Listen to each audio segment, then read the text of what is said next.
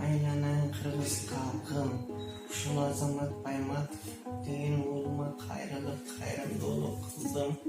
Ушул кайрымдуулуктан дагы мага чоң жардам кылып, немелерди ачып, ошонун дагы өмүрүн берсин.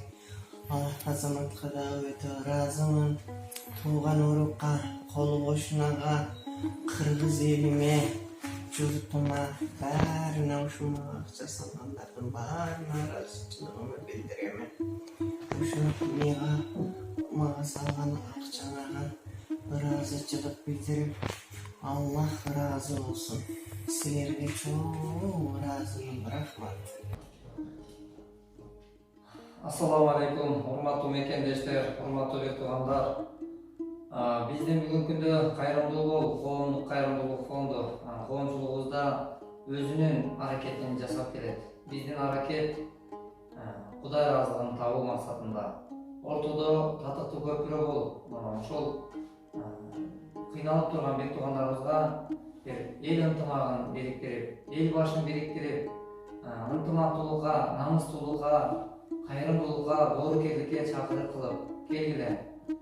Кыргыздын ар бир энеси биздин энебиз, кыргыздын ар бир атасы биздин атабыз деген жакшы бир мекенчилдик, ушундай бир жакшы чакырыктарыбызды жасаганын аракетин көрүп, бүгүн биз иштерди жасап келебиз. Сиздерге маалым болгондой эле. Бирок өкүнүчтүүсү бүгүнкү күндө биздин апаларыбыздын, канчалаган мекендештерибиздин башына оор мүшкүл иш түшүп, оор сыноодо турган учурлары жок эмес. Ошолордун катарында алыскы Индияда бүгүнкү күндө биздин энекебиз жатат. Ал энекебиз бүгүн бардык ошол кайрымдуу боорукер мекендештин кайрымдуулугуна, боорукерлигине муктаж болуп, Кудайдын жардамына биринчиден, экинчиден ушундай уул кыздарынан, замандаштарынын жардамына муктаж болуп турат.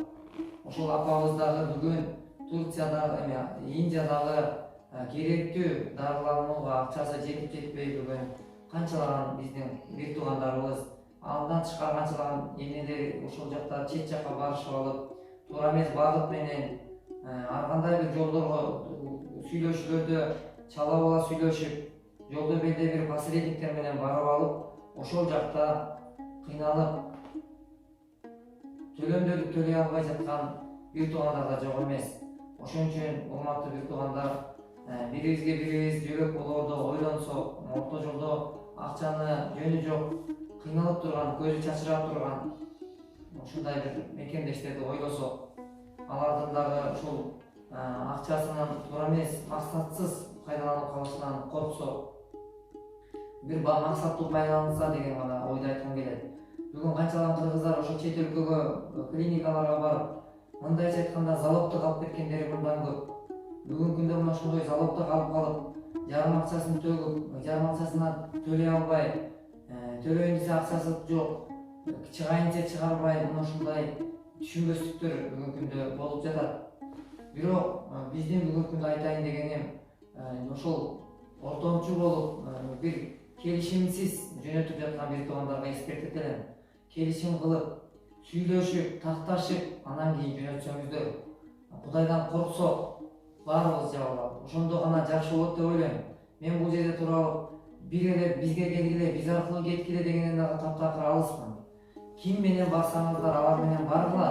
Бирок сөзүңөрдү бекемдеп, жоопкерчилигин алып, андан кийин барсаңар жакшы болот. Биз үчүн эмес, биринчиден өзүңүздөр үчүн. Ошон үчүн ушундай бир жоопкерчилик менен, бир адамгерчилик менен ушундай аракеттер боло турган жерде, ишеним бар жерде ийгилик бар деп коет. Ошон үчүн бизде ишеним болуп турган жерде ийгиликтүү иштер көп болот. Ошон үчүн мына ушул азыркы биздин сүйлөп жаткан энекебизге дагы мен чакырык кылам. Келиңиздер, урматтуу бек туугандар. Ушул жаткан апабыз дагы ден соолугу жакшырып кетишине мен сиздерди чакырам. Мына өткөндө дагы бир видеобузда чакырык кылганыбызда мына 30 000 рубльдан ашыгыраак акча Сбербанк картасына түшүптү. Ошо биздин YouTube каналыбызга чыгаргандан кийин Элсон картасына чыгарганбыз өздөрүнүн реквизити, биздики эмес, өздөрүнүн чыгарабыз чагылдырып. Мына ошондо 6 000 сомго жакын акча Элсонго чогулуптур. Мына ошентип биздин ушул YouTube каналындагы көрүүчүлөр бир туугандар, мекендештер, сиздерден Аллах ыраазы болсун. 30 миң, 36 миң сом акча бул талаба жаткан жок. Бул чоң акча. Бирок ошол акча дагы көздөн учуп турганда бул өтө керектүү, чыныгы муктаж адамга жетип аткандыгынан мен сиздерге маалымат берем. Биздин YouTube каналынан чыгып аткан, чагылдырылып аткан бул видеолор толугу менен тастыкталып, анан кийин чыгаруу аракетиндебиз биз бүгүнкү күндө. Буга чейин бизде да кемчилик болгон.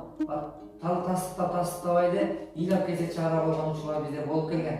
Ал кемчиликти мен мойнума алам. Бирок биз бара-бара түзөлөт деген мына бүгүнкү күндө акындык менен ишибизди жакшыртып келүүдөбүз. Ошондуктан ушул энекебиздин дагы ден соолугу жакшырып кетишине мен себепкер болууга чакырам.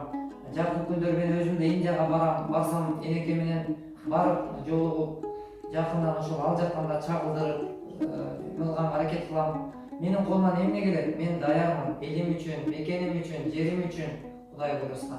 Ошондуктан баарыбызга ден соолук берсин жараткан. Алуучудан эмес, берүүчүдөн кылсын.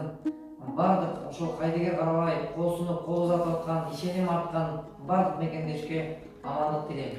Сооктуу жолубуз байсалдуу болсун. Ошол сооктуу сапарда ар дайым бирге болойлу. Эч кимибиз мындай кыйынчылыкка дуушар болбойлу.